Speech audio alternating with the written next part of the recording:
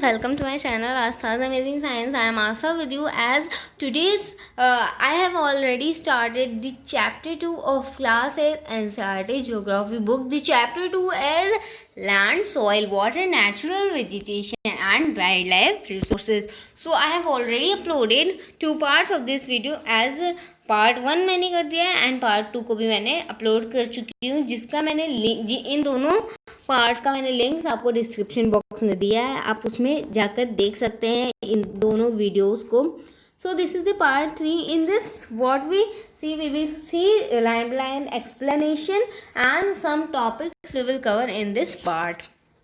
Degradation of soil and conservation measures. As you all know that जो soil है हमारी वो डिग्रेड हो रही है. किस तरह से वो डिग्रेड हो रही है वो देखेंगे, और हम लोग क्या क्या कर सकते हैं, कौन कौन मेज़र, किन किन तरह के मेज़र्स से हम लोग अपनी सॉइल को कंजर्व कर सकते हैं. Soil erosion and depletion are the major threats to soil as a resource. Means soil erosion और डिप्लेशन के मेजर थ्रेट्स हैं जिनकी वजह से सॉइल जो है हमारी वो सॉइल एज ए रिसोर्स ये दो एक मेजर्स हैं. कौन कौन से? Soil erosion and a depletion. Both human and natural factors can lead to degradation of soil. जो ह्यूमन फैक्टर्स हैं वो भी और नेचुरल फैक्टर्स वो भी, दोनों ऐसे फैक्टर्स हैं जो क्या करते हैं, हमारी सॉइल को डिग्रेड करते हैं. Human factors as you know, मैंने आपको बताया, टेक्नोलॉजी एंड द पॉपुलेशन, ये क्या है? ये दोनों ह्यूमन फैक्टर हैं.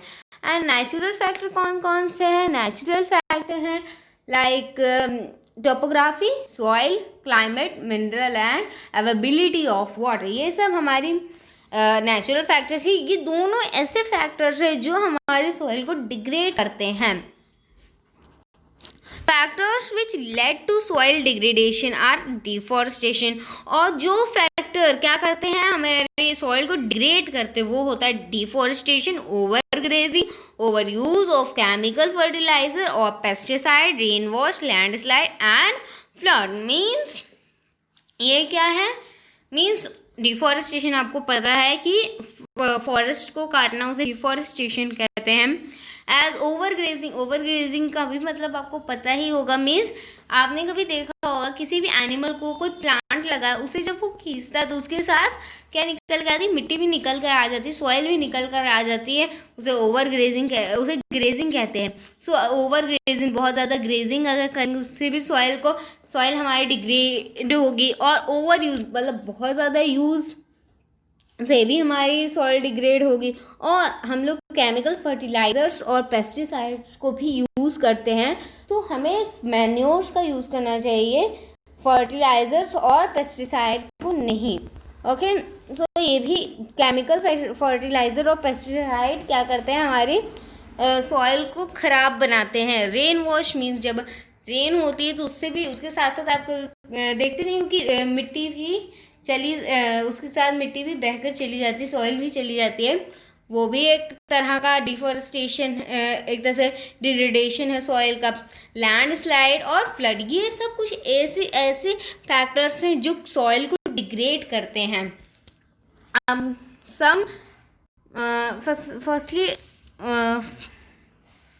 Firstly, we will see this activity that you have to do by yourself, but I am telling you this one. In India, soils could be alluvial, black, red, laterite, desertic and mountain soil. Means India में इन तरह की कुछ soils हैं. And collect A handful of different types of soil and observe how are they different. Means India में बहुत सारी तरह के सॉइल है, जैसे alluvial, black, red, laterite and desertic और माउंटेन सॉइल्स. ये सब कुछ टाइप की सॉइल्स हैं. और आपको क्या करना है? कलेक्ट करना है हैंडफुल ऑफ सारी सॉइल्स को, डिफरेंट सॉइल्स को, और आपको ऑब्जर्व करना है और आपको देखना है कि इन सब में क्या क्या डिफरेंसेस हैं. That this activity you have to do by yourself. So come to our topic. Some methods of soil conservation are listed below. Means कुछ मेथड्स दिए हैं सॉइल कंजर्वेशन की जो हमें लिस्ट हैं बिलो. वो हैं yes, mulching, counter barriers, rock dam and which one is this? Terrace farming, intercropping, counter plugging, shelter belt. So in 4, 5, 6 in 7 things को अब हम लोग पढ़ेंगे line by line. The bare ground between plants is covered with layer of organic matter like straw. It helps to retain soil moisture. Mulching क्या होता है? ये एक सिंपल सा प्रोसेस है. क्या होता है? एक तरह से जिसे एनी ट्री है, कोई भी ट्री है, यू कैन से ट्री है, और उसके नीचे जो बेयर लैंड होती है वहाँ पे क्या करना है? ऑर्गेनिक मैटर की लेयर से कवर करना है उस जगह को. लेयर से हमें कवर करना है वहाँ उस जगह को. एंड लाइक जैसे कि स्ट्रॉ. और ये क्या हेल्प करेगा? ये हेल्प करेगा हमारे सॉइल में मॉइस्चर को मॉइस्चर को बनाए रखेगा हमारे सॉइल में. कैसे बनाए रखेगा? अब भाई जब ये ऑर्गेनिक मैटर वहाँ पे रहेंगे, उसकी लेयर रहेगी, तो जब बारिश होगी तो वो जब वो जाए मीन्स जब बारिश का पानी रूट्स तक जाएगा तो वो क्या बनाए रखेंगे? सॉइल में मॉइस्चर बनाए रखेगा. ओके, सो ये एक मल्चिंग एक ऐसा प्रोसेस है जिससे हम लोग सॉइल को कंजर्व कर सकते हैं. Then contour barriers. क्या होता है? Contour barriers. Stone, grass, soil are used to build barriers along counters. Trenches are made in front of the barrier to collect water. Means stone से, ग्रासेस से, soil से क्या बनाते हैं हम लोग? बैरियर्स बनाते हैं काउंटर्स के साथ, और ट्रेंचेस बनाते हैं उनके फ्रंट में. जिससे क्या होता है? जिससे जो वाटर है बैरियर के फ्रंट में हम लोग ट्रेंचेस बनाते हैं, जिससे क्या होता है? जो वाटर है वो कलेक्ट हो जाए. मीन्स फॉर एक सेकेंड, यस, हाँ, जैसे कुछ इस टाइप का बनाते हैं प्लेन लैंड ऐसे, जिससे क्या होगा? जब ये लैंड है जो इस तरह से, वहाँ पे क्या होगा? ये ट्रेंचेस हैं. ओके, ट्रेंचेस हैं. सो जो वाटर होगा वो यहाँ पे रुक जाएगा, जिसकी वजह से वो सॉइल को अपने साथ लेकर नहीं जाएगा. ओके, तो ये काउंटर बैरियर्स हैं. रॉक डैम्स क्या है? Rock are piled up to slow down the flow of water. The prevents gullies and further soil loss. Means अब ये कौन से हैं? क्या होता है कि जैसे बड़ा सा डैम है, ये तो आपको पता ही होगा, जैसे ये बड़ा सा एक डैम है. ओके, सो यहाँ पे हम लोग क्या बनाते हैं? रॉक से एंड मैनी अदर एलिमेंट से क्या बनाते हैं? यहाँ पे बिल्डअप करते हैं, जिससे क्या होता है कि बाद में जो रिवर टाइप है, मीन्स जो भी है वाटर है वो कम, मीन्स धीमे बहाव में जाते हैं, जिससे हमारे सॉइल का डिस्ट्रक्शन नहीं होता है. ओके, सो ये था हमारा rock dam. And after that trench farming, intercropping, contour ploughing, shelter belts. So let's see these 4 months.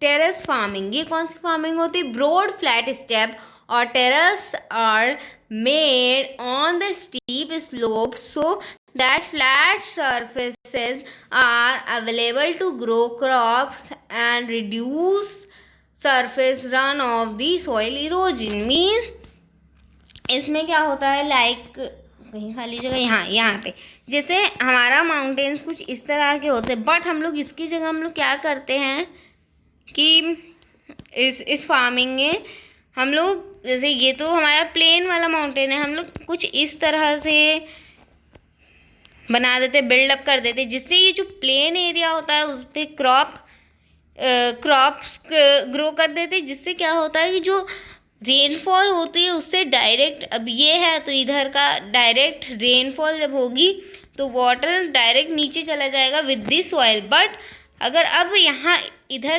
Rainfall होगी तो डायरेक्ट नहीं, नीचे नहीं जाएगा, वो क्रॉप से होते हुए तो जाएगा, जिससे क्या होगा कि हमारी सॉइल इतनी ज़्यादा डिस्ट्रक्ट नहीं होगी। देन इंटरक्रॉपिंग, इंटरक्रॉपिंग क्या होता है, let's see different crops like you can see terrace farming कुछ इस तरह से होती है।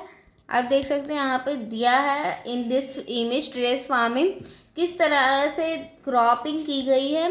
Then intercropping, different crops are grown in alternate row and are shown at different times to protect the soil from rainwash। Means intercropping कुछ नहीं है, बस जैसे बिग लैंड है एक तरह से, जहाँ पे कई रो में अलग अलग तरह के डिफरेंट प्लांट्स को लगाया जाता है, कुछ बड़े फिर छोटे, कुछ बड़े फिर छोटे, इस तरह से, जिससे रेन वॉश से जो सॉइल है वो डिस्ट्रक्ट ना हो। Then contour ploughing, ploughing parallel to contour of hill slope to form a natural barrier of water to flow down the slope. ये कुछ नहीं है इसमें, बस लाइक ये जैसे माउंटेन है तो इस स्लोप में क्या किया जाता है, कुछ राउंड मीन्स कुछ इस तरह से अराउंड दिस स्लोप क्या किया जाता है कि प्लगिंग की जाती है, जिससे वाटर का बहाव कम हो जाता है। ओके, और जो वाटर होता है वो सॉइल को डायरेक्ट नीचे तक नहीं ला पाता है, मीन्स सॉइल को डिस्ट्रक्ट नहीं कर पाता है। Then shelter belt in a coastal and dry region, rows of trees are planted to check the wind movement to protect soil cover. Means क्या होता है, कोस्टल और ड्राई रीजन में क्या होता है कि बहुत सारे पेड़ों को एक तरह से लगाया जाता है, कुछ मीन्स लैंड के चारों तरफ बड़े बड़े पेड़ों को लगाया जाता है, जिससे क्या होता है कि आपको पता ही है ड्राई रीजन जैसे अफ्रीका है, जैसे अफ्रीका, वहाँ पे क्या होती है, सैंड उड़ती रहती है एंड डिपॉजिट होती रहती है, इरोज अप होती है एंड डिपॉजिट होती है। तो क्या करते हैं, बहुत बड़े बड़े ट्रीज लगाते हैं, जिससे जो हमारी रेन एक तरह से जो हमारी विंड है वो सॉइल को डिस्ट्रक्ट ना कर पाए। Then after our next before getting the next topic, we have to see this activity. This is very useful activity that we know that we have to know this activity. So let's see. Take 2 trays A and B of same size. आपको A और B जैसे यहाँ पे दिखाया गया है, A and B दो trays लेनी है सेम साइज की। Make 6 holes at one end of these trays and then fill them up with this same amount of soil. आपको क्या करना है, आप देख सकते हैं यहाँ पे वाटर गिर रहा है सॉइल के साथ। सो यहाँ पे आपको एक साइड, इसी साइड क्या करना है, दोनों में सेम साइड में 6 होल्स बनाने हैं, 6 होल्स बनाने हैं। देन और हमें सेम अमाउंट में सॉइल को भी रखना है ट्रे में। Leave the soil in tray A, आपको सॉइल ए में ट्रे ए में सॉइल को रख देना है। Bare while sow wheat and rice grain in tray B, और आपको वीट या फिर राइस किसी भी ग्रेन की आपको बी में बीज लगा देना है, सो कर देना है। When the grain in tray B has grown a few centimetre, और जब ये ग्रेन्स कुछ सेंटीमीटर बढ़ जाएं तो आपको क्या करना, place both the tray in such slope way that they are on a slope, और आपको इस तरीके से स्लोप, जैसे स्लोप होता है माउंटेन का, इसी तरीके से रखना है जैसे कोई माउंटेन का स्लोप हो, और कुछ इस तरह से आपको रखना है। देन आपको क्या करना है कि पोर 1 mug of water from the same height in each tray. और आपको सेम हाइट में हर एक ट्रे से वाटर को क्या करना, पोर करना है 1 mug ऑफ वाटर को.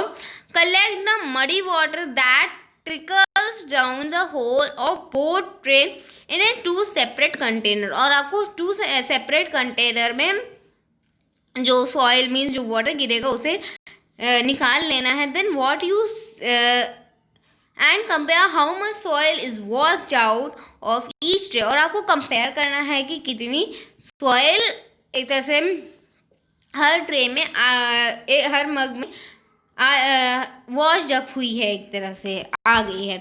सो यू कैन सी, आप देख सकते हैं इस इमेज में भी अगर कहा जाए तो ये जिसमें प्लांटेशन नहीं हुई है उसमें जो सॉइल है वो ज़्यादा रिड्यूस हुई है, बट जहाँ पे प्लांटेशन हुई है वहाँ पे सॉइल कम रिड्यूस हुई है.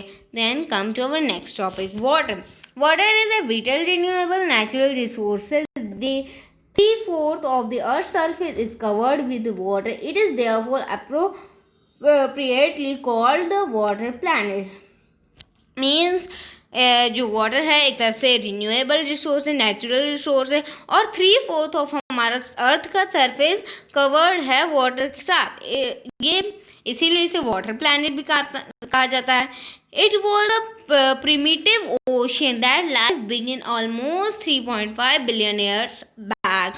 और ओशियन एक ऐसी जगह है जहाँ पे हमारे अर्थ पे लाइफ स्टार्ट हुई थी 3.5 बिलियन ईयर पहले. Even today the ocean cover 2/3 of the earth surface and support a rich variety of plant and animal life. Mean और अब ocean 2/3 of the earth surface and support a rich और बहुत ज़्यादा rich variety of plant and animals की life की support करता हमारा ocean. The ocean water is however saline and not fit for human consumption.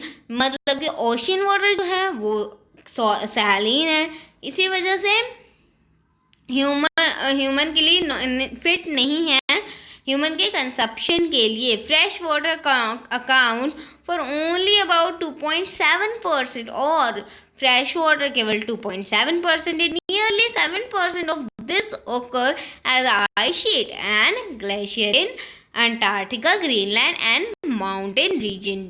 Means और इस 2.7% का 70% क्या है, हमारे आइस शीट है, ग्लेशियर्स हैं, आइसी ग्लेशियर्स अंटार्कटिका के, ग्रीनलैंड के और माउंटेन रीजन का. Due to their location they are inaccessible.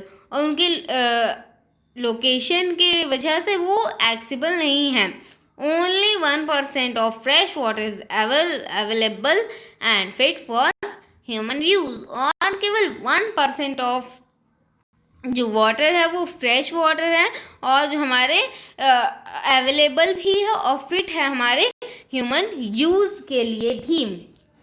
It is found as ground water, as a surface water in rivers and lakes and as water vapour in the atmosphere. और वो कहाँ found होता है, ground में, surface water like river और lakes, और as water vapour जो atmosphere में है. Fresh water is therefore the most precious substance on the earth. और जो fresh water है वो most precious substance है हमारे earth पे. Water can neither be added or nor be subtracted from the earth. Water ना तो कभी ज़्यादा होता है और ना तो कभी subtract होता है हमारे earth से. Its total volume remains constant. Means और उसकी total जो वॉल्यूम है वो हमेशा कांस्टेंट ही रहती है. The abundance only seem to vary because it is not constant motion, cycling through the ocean, the air and land and back again through the process of evaporation, precipitation and run off. This, as you already know, is referred to as a water cycle. Means water cycle तो आपको पता ही है, ये it is a cycle of water in which क्या होता है कि जो वाटर है वो अपनी फॉर्म्स को चेंज करता रहता है लैंड पे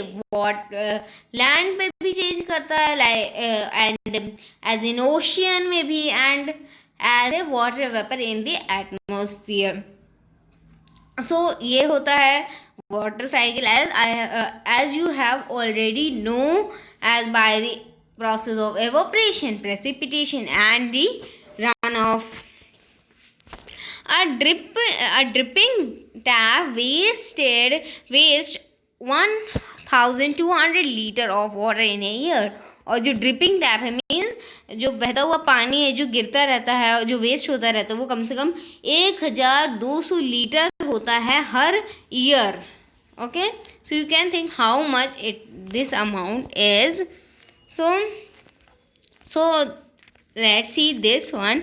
Human use huge amount of water not only for drinking and washing but also in the process of production. Water for agriculture, industries, generating electricity through the reservoirs of dam are the other uses. Means human बहुत ज़्यादा amount of water को use करते हैं, केवल drink और washing के लिए ही नहीं बल्कि प्रोडक्शन के लिए प्रोसेस ऑफ प्रोडक्शन के लिए, water for agriculture, industry and many other things के लिए हम लोग वाटर का यूज़ करते हैं. Increasing population, rising demand for food and cash crops, increase urbanization and rising standards of living are the major factors leading to shortage of supply of fresh water, either due to drying up of water sources or water pollution. Means जैसे जैसे population बढ़ रही है वैसे वैसे population की demand भी बढ़ रही है. फूड के लिए खाना तो भाई सबको चाहिए, और जब एग्रीकल्चर के लिए क्या ज़रूरी है, हमारा एग्रीकल्चर के लिए हमारा वाटर तो बहुत ज़रूरी है. सो इसकी वजह से डिमांड भी बढ़ रही है, पॉपुलेशन भी बढ़ रही है. तो इसकी वजह से क्या हो रहा है कि हम लोग ओवर यूज़ कर रहे हैं वाटर का, और हम लोग फ्रेश वाटर को और भी तरीके से वेस्ट कर रहे हैं. जैसे कि एक तो नेचुरली ड्राई अप हो जाता है तब भी होता है, और वाटर पोल्यूशन की वजह से भी हमारा वाटर क्या होता है, एक तरह से रिड्यूस हो रहा है.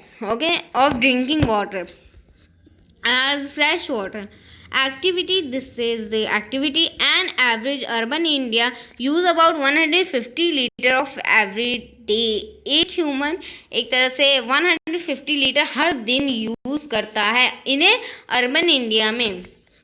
यूज़ अब आप देख सकते हो, drinking, cooking, bathing, flushing, washing clothes, washing utensils and gardening, ये सब करते हैं. तो कितने लीटर, 150 लीटर का को हम लोग यूज़ करते हैं हर दिन. ड्रिंकिंग के लिए 3 लीटर हर पर्सन के लिए, कुकिंग के लिए 4 लीटर, बाथिंग के लिए 20 लीटर, फ्लशिंग के लिए 40 लीटर, वॉशिंग के लिए 40 लीटर एंड वॉशिंग यूटेंसिल्स के लिए 20 लीटर्स एंड गार्डनिंग के लिए 23 लीटर्स. एंड टोटल जब हम लोग इसे कैलकुलेट करेंगे तो 150 litre. Can you suggest some ways to bring down this amount. So आपको क्या करना है, इन दी कमेंट बॉक्स आपको इसका आंसर देना है कि क्या आप कुछ वेज को आप सजेस्ट कर सकते हैं जिससे हमारा ये अमाउंट कम हो जाए. सो this is the part 3 of this chapter. In the next part, I will tell you problems of water availability. So thank you everyone and have a nice day. अगर आपको मेरा वीडियो पसंद है तो please like, share, comment, subscribe ज़रूर करिएगा. Bell icon को दबाना मत भूलिएगा. Bye bye.